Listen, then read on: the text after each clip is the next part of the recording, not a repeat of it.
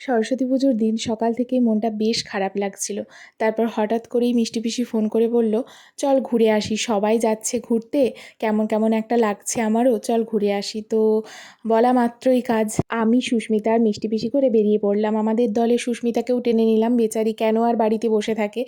তো চলো আমাদের এবার সফর শুরু করা যাক। আর রাস্তাতে কিন্তু সেদিন ভালোই ভিড় ছিল, কারণ সরস্বতী পুজো মানেই তো বাঙালির ভ্যালেন্টাইন্স ডে, এটা তো আর নতুন করে বলার কিছু নেই। তো যাই হোক, সেদিন বেশ রাস্তাটা দেখেও বেশ ভালো লাগছিলো, মানে দুর্গাপুজো ফিলিংস আসছিল। কারণ যখন আমরা ছোট ছিলাম, সরস্বতী পুজোতে এইভাবে জকমকিয়ে বেরোনো, এইটা আমরা মানে কল্পনার অতীত ছিল।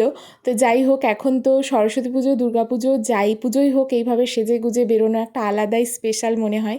আর অনেক দিন বাদে কলেজটাকে দেখতে পেয়ে খুব ভালো লাগছে। তো কলেজের প্রতিমাটা দর্শন করলাম, তারপর কলেজের একটু ভিডিও করছিলাম। অনেক দিন বাদে ওই জায়গাটা দেখছি, তো কেমন একটা ফিলিংস হচ্ছে ভেতরে।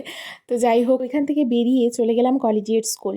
আর সেদিন রায়নারও বেরোনোর কথা ছিল, কিন্তু ও তো সকালে বেরিয়েছে, ভাবছি ও বাড়িতেই চলে গেছে। আমরা ভাবলাম তাও যদি থাকে ফোন করি।